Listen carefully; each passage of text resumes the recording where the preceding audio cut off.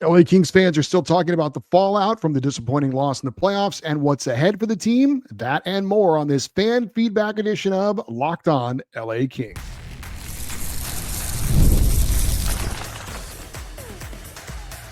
You are Locked On Kings, your daily podcast on the Los Angeles Kings. Part of the Locked On Podcast Network, your team every day.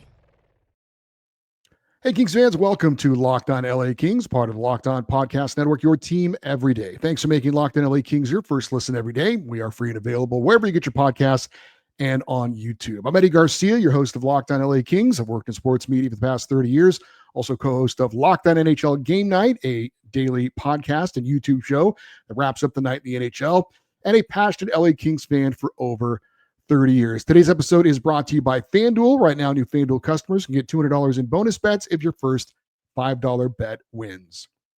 Well, it is time for another Kings fan feedback show. Lots of emails to get to this week once again as Kings fans continue to vent and give their thoughts on how the season ended this past season, some of the moves that have been made so far, and what the team needs to do going forward. So let us get right to it. And we begin with one of our frequent emailers, and that would be Scott in Simi Valley. He says, it seems strange to say, but even with Drew and Kopi, the Kings are weak in the guts department. The Oilers were up 2-1 in the third versus Dallas the other night, and Ray Ferraro repeatedly praised them for pressing the attack. This is fundamental hockey, and even coaches who run kids teams know this. There can be no excuses for this shameful loss, and yes, it was by far the most miserable, unforgettable failure in Kings playoff history. The McSorley screw-up was very hard to take, but this choke job and the reasons behind it are truly embarrassing, grossly unprofessional, and easily preventable. We talk about how we hate players like Evander Kane and Corey Perry, but if they were Kings, we might still be playing. I'll never quit my team, but this roster, and especially the coaching staff, do not have enough character. They deserve to lose, and they play with they deserve to lose if they play on their heels again next year. Players like Sam Bennett, Brad Marchand, Corey Perry, and Evander Kane are only hated because they aren't Kings and they get the job done. Let's hope Ken Holland realizes this and gives the free reign, and he's given the free reign to fix it, and that some of them want to come here. If I were a player with the high cost and weak playoff coaching, I would not sign here, not even for more money.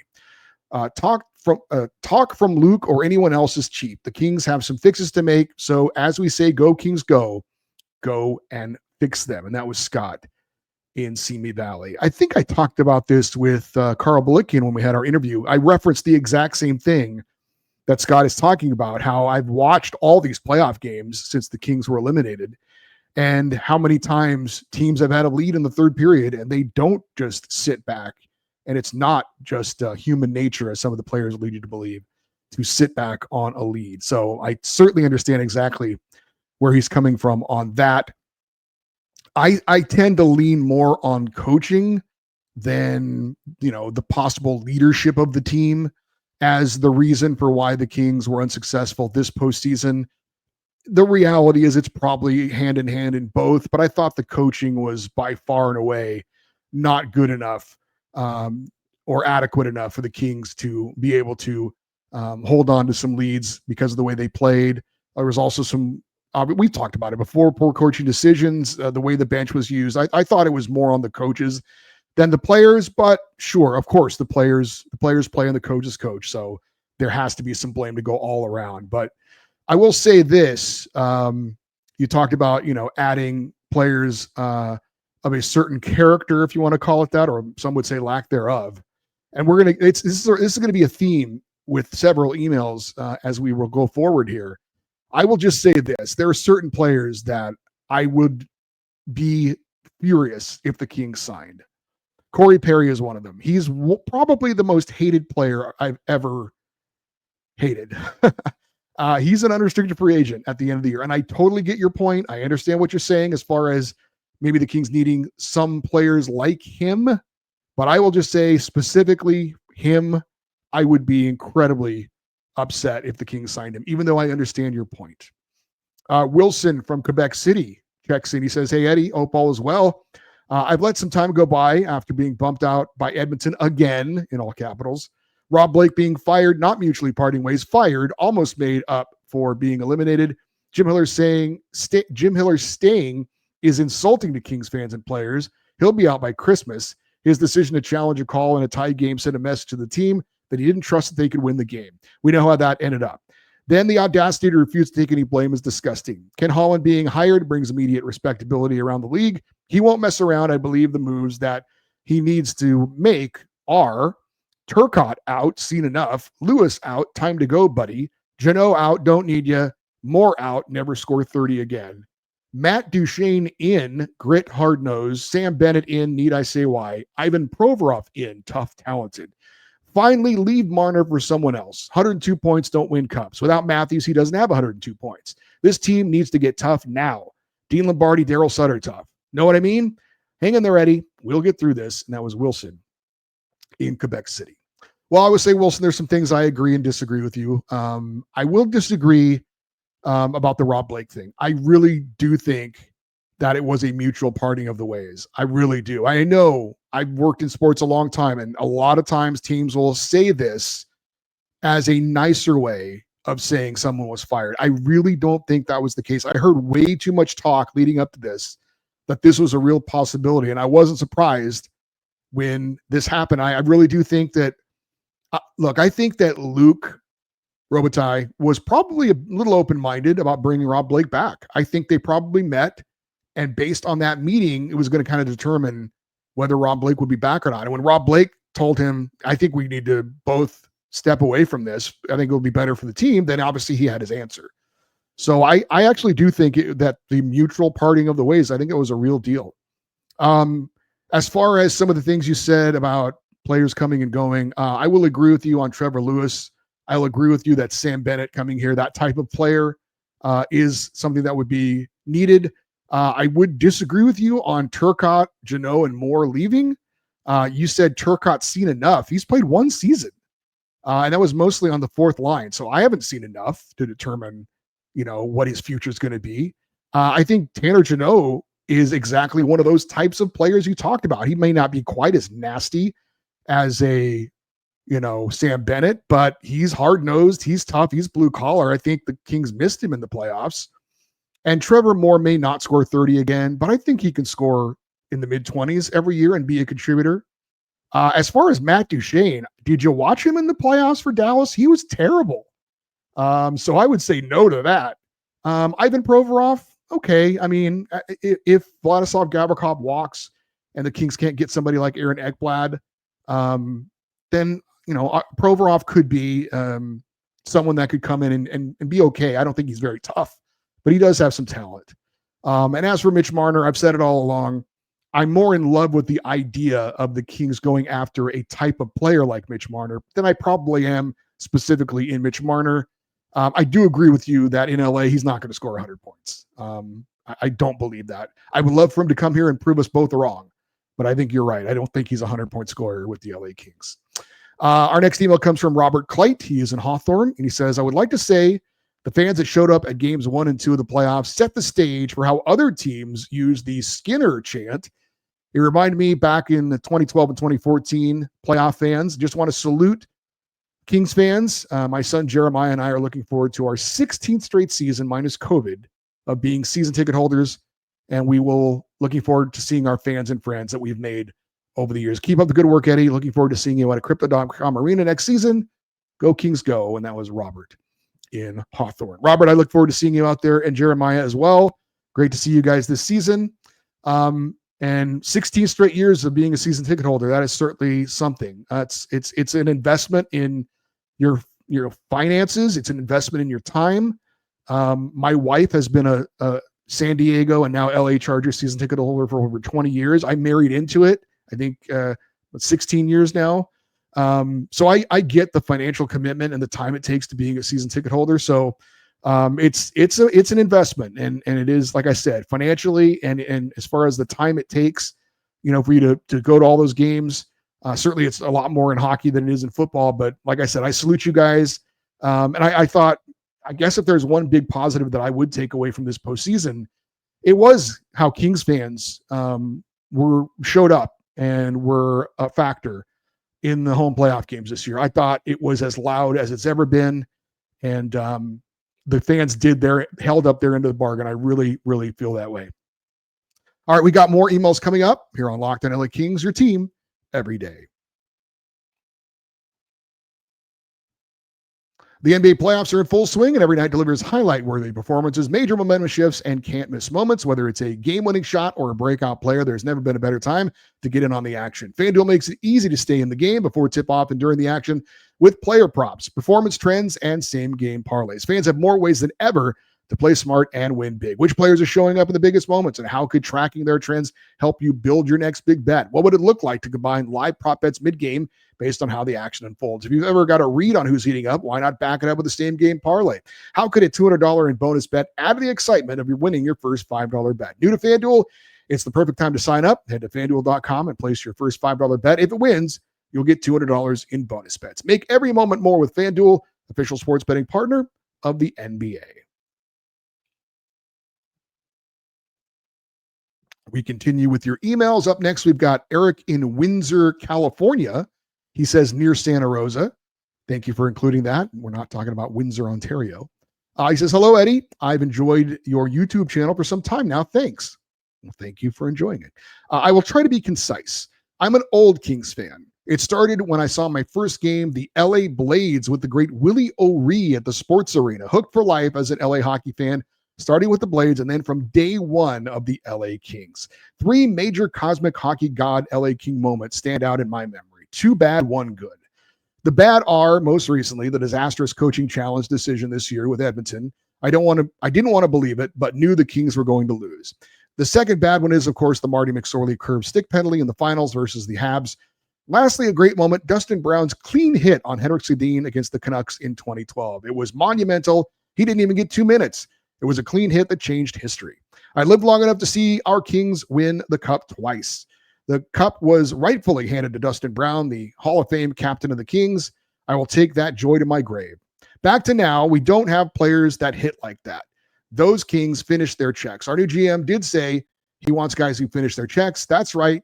We will not win another Cup without that level of physicality. All rookies should watch the best Dustin Brown hits on YouTube. It'll be an awakening. Or they can just watch the Cats this year. I think he's talking about the Florida Panthers. Thank you so much. Keep up the great work. And that was Eric in Windsor, California. Again, I mentioned it was going to be a theme. A lot of fans chiming in that the Kings need to be a little bit more nasty, need to be a little bit more physical. I think we can all agree that some more physicality would be a positive. But I do think the Kings tried to address that with Tanner Jeannot and Joel Edmondson coming in this year, getting bigger, getting more blue collar. I think that the Kings did miss Tanner Jeannot, as I said earlier in the playoffs, missed that physicality. I will say this. I thought Joel Edmondson had a solid season, but he was not nearly as nasty as I thought he would be.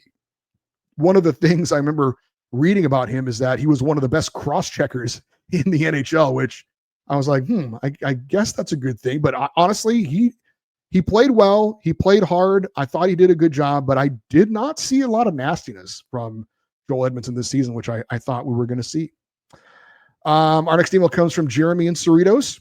He says, so with Kopitar's career coming to a close sooner rather than later, I can't help but think about who will be wearing the letters on their sweaters in the near future. Personally, I like to see Adrian Kempe wearing the C. He's been a King his whole career. He's hands down the best player that we have with his speed, his natural offensive ability. And in the past couple of seasons, we've seen him improve his defensive game, making him a great two-way forward. He plays with grit and is not afraid to get aggressive with opponents that are overstepping their boundaries. And the swagger.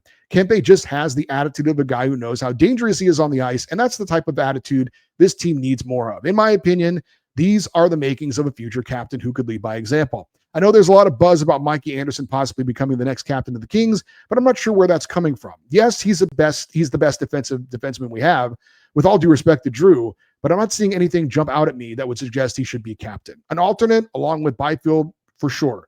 But captain, I don't know.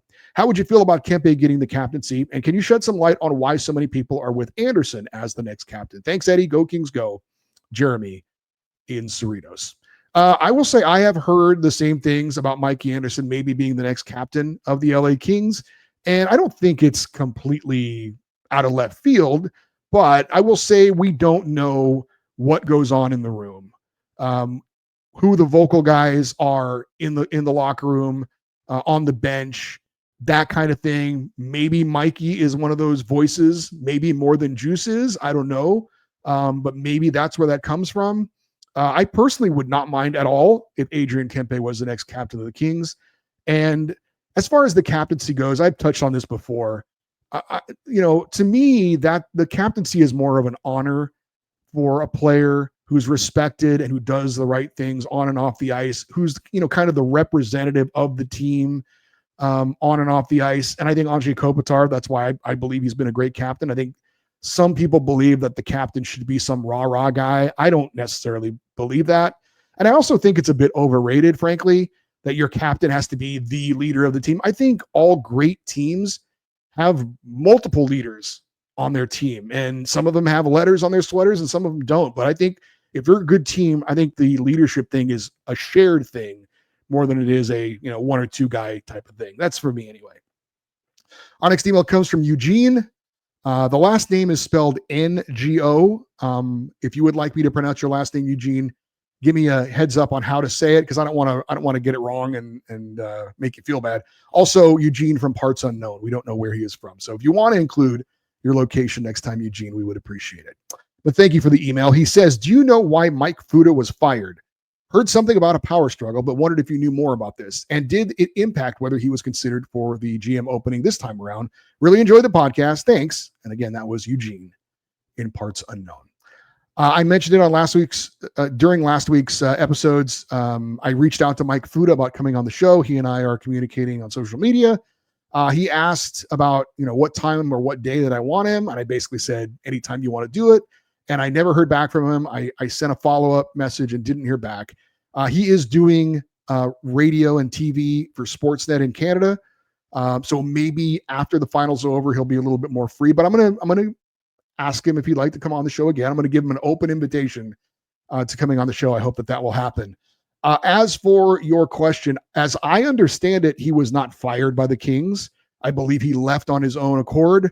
My sense is that when Rob Blake got the job as GM, Mike Futa felt like if he wanted to be a GM somewhere else, or if he wanted to be a GM, which he has aspirations of being, then he was going to have to go somewhere else to be able to make that happen. So he left the Kings on his own, as far as I know. I don't believe he was fired.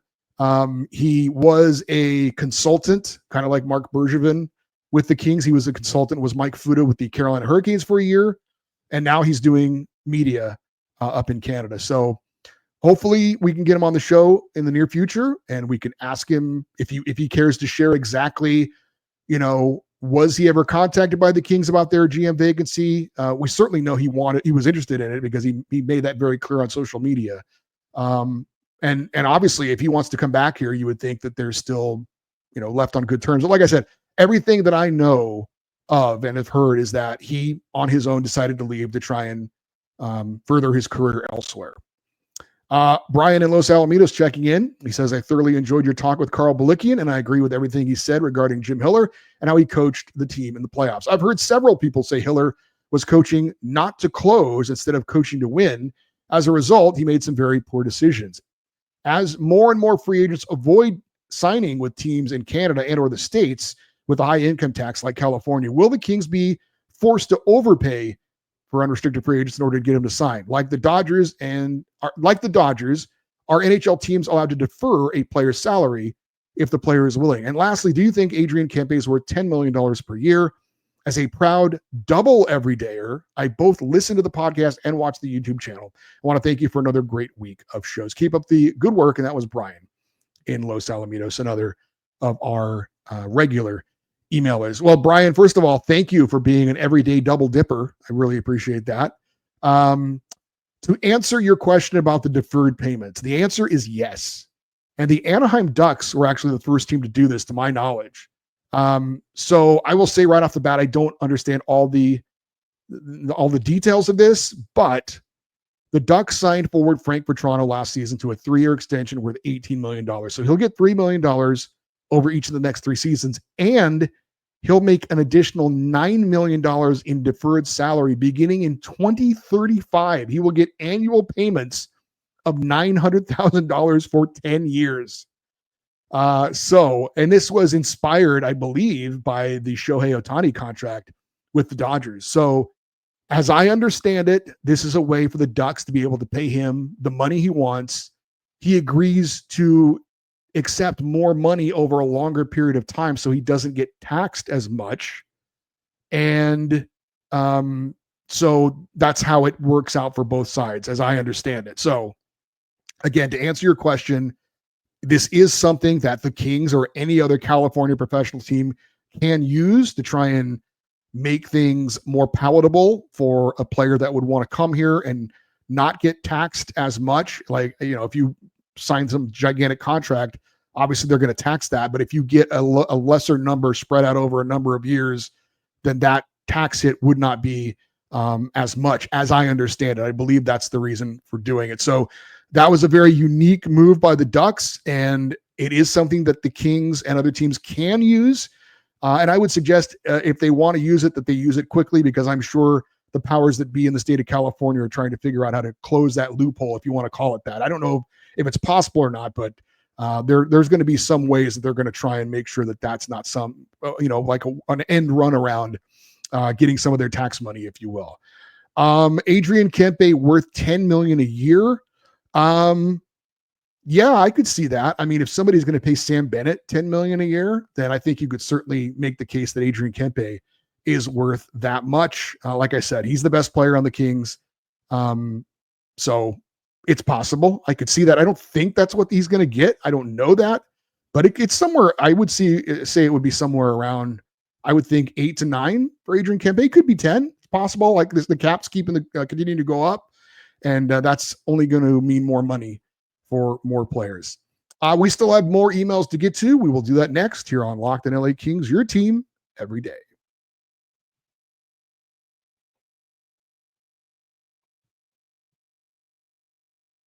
All right, wrapping up with our last group of emails. This comes from Wayne in Laramie, Wyoming, and I have driven through Laramie, Wyoming, and don't blink. I was shocked at how small it was. And the University of Wyoming is located in Laramie, and it is not, there is not much there. But Wayne, I'm not trash talking. I just was shocked at how small Laramie, Wyoming is. Anyway, he says, longtime Kings fan, first time emailer. Thank you for all you do. Enjoyed your recap of the Kings 2020 draft. However, you missed the chance to give us who the Kings could have drafted instead of the players they took. I know it's totally unfair, but who cares? It's entertaining. So who was the best players that were available that the Kings could have had with the knowledge that we all know now? Proud every day, or go Kings go. Wayne in Laramie. I get what you're saying, Wayne, and that is a fun thing to do, to kind of go back and look at the drafts, and you can say, oh my God, the Kings could have had this guy, they could have had that guy. It doesn't really work out, though, for the 2020 draft, at least not yet. And like, there was no Henrik Zetterberg in round 7 or something like that. But I think we can say that the Kings at this point should have taken Tim Stützle over Quentin Byfield. Stützle is now, based on his pure numbers, the best player from the 2020 draft. With the 35th overall pick, instead of Helge Grans, the Kings would have been better off taking Luke Evangelista, who plays for the Nashville Predators. He's played in 172 NHL games. He's got 33 goals and 53 points. With the 45th pick in the second round, the Kings' second round pick, there wasn't actually anybody better than Brock Faber. So, of course, he's now with the Minnesota Wild, but that was the best player the Kings could have selected. There was nobody else that was better than Brock Faber that the Kings could have picked. And actually, the same goes for the 83rd pick in the third round for Alex Laferriere. Laferriere was the best player. That there was no better players taken ahead of him at number 83. That was obviously taken after the Kings took Brock Faber. So it's, obviously there were better players taken ahead of him, but you can't like cherry pick it like that. It's got to be who was the best available player after the Kings made their pick, and in between the next pick. That's how I think you have to look at this a little bit fairly. Now, the Kings could have picked Will Cooley of the New York Rangers instead of Alex Laferriere, but their numbers are virtually identical, so might as well stick with Laferriere. And then after that, in rounds 4, 5, 6, 7, there really wasn't any major star at all that was, a big hit for somebody. The only name that stood out, and it didn't stand out, was somebody named Nils Aman, Aman, of the Colorado Avalanche. I've never heard of him, but he's a defenseman. He has played 130 NHL games, and that's by far better than anyone the Kings have taken in the 4th, 5th, and 6th rounds, and he was a 6th-round pick. So I guess they could have taken him based on number of games played in the NHL. But yeah, it wasn't. Unfortunately, I understand that this could have been a fun little exercise, but it wasn't as fun as it could have been, unfortunately. Leslie in Manhattan Beach checking in says, "Hi, Eddie. Thanks for all the shows during the offseason, even though it was a bummer. The Oilers are still playing. Seems to me no one, including you, is willing to say so, so I'm going to. The Oilers are better than us, and they are one of the best teams in the NHL. And I know this won't go over well, and yes, I understand the Kings could have beaten them, but we didn't, and it's because they are a better team. And I'm sorry, but I'm giving them more credit than blaming the Kings ultimately. They have been to the conference finals 3 of the last 4 years, and now the finals 2 years in a row. I think the Kings played, if the Kings played another team than the Oilers in the first round over the last 4 seasons, we would not have been out in the first round each time. So give the Oilers credit.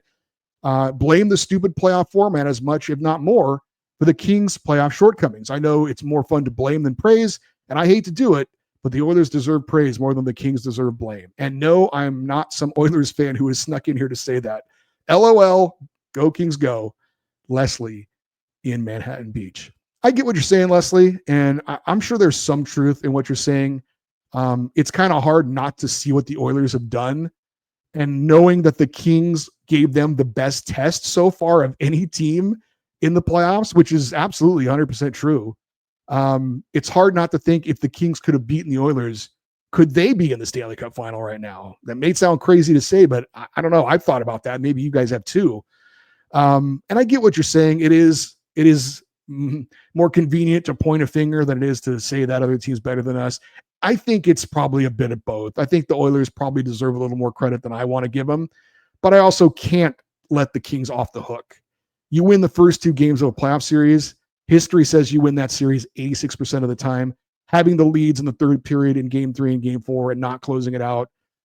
You know, I'm not saying the Oilers aren't good. Clearly getting to the Stanley Cup final as they have shows that they are a very, very good team. And who knows, they might win it all this year. But I can't let the Kings off the hook as well. I would say probably give the Oilers their praise, but you got to point the fingers at the Kings too.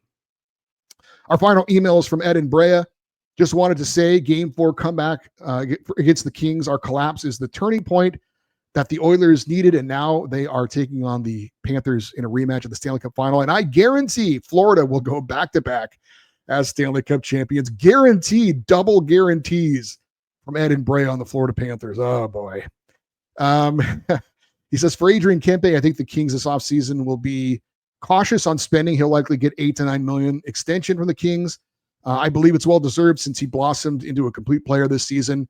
He is the next franchise player. A 6-year extension is a fair one. Last week, you gave the Kings top 10 most disappointing playoff losses. I wanted to chat about their inaugural playoff.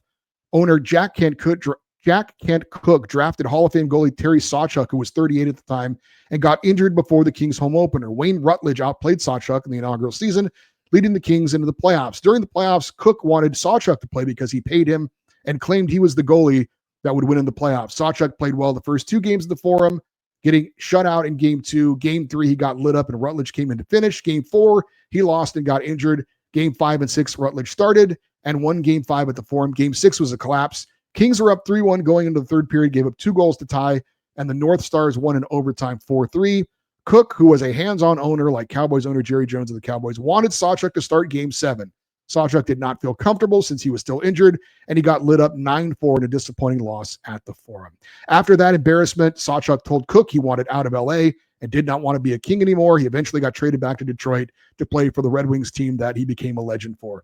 To me, Jack Kent Cook's ego and stubbornness cost the Kings that playoff series and many more as his tenure as owner. That is why the Kings, before the miracle on Manchester, had so many disappointing and losing seasons because of Jack Kent Cook. So Ed and Brea going in the Wayback Machine to point a finger at Jack Kent Cook, who I remember growing up was more the owner of the NFL's Washington Redskins than I do remember him as the owner of the Kings, because when I was on board with the Kings, that was when Bruce McNall was the owner of the LA Kings. But anyway, thank you for the history lesson, Ed and Brea, talking about one of the games that I had mentioned as one of the top 10 most disappointing playoff losses in Kings history. Some context to why they lost that game. All right. Thank you to everyone who took the time to email this week. This show is literally not possible without your participation. I hope you guys enjoyed that. And thank you to everyone, again, who took the time to email. Greatly appreciated, and always great to give Kings fans a chance to say what's on their mind. For you everydayers, those that listen and watch Locked On LA Kings every day, coming up on our shows next week, we're going to look at more possible offseason targets for the Kings in free agency. We're going to look back at Kings players from this past season and talk about their season and what's coming up for them. We'll continue to look at potential draft targets with the NHL draft coming up in less than a month. And we do have an interview scheduled with Locked On NHL Prospects host Sebastian High. He's going to give us all the info on the NHL draft this year and who he thinks the LA Kings should select with their first round pick. If you want to get an email in for next week's feedback show or for any other reason, lockedoneddie@gmail.com is the email address. If you're watching on YouTube, we'd love for you to leave your comments in the comment section. And we'd love for you to stay interactive with the show on social media, X, Twitter, Instagram, TikTok. We are at Locked On LA Kings. I'm Eddie Garcia. Thank you as always for listening and watching this episode of Locked On LA Kings, part of the Locked On Podcast Network, your team every day. Have a great rest of your day. We'll talk to you next time. And as always, go Kings go.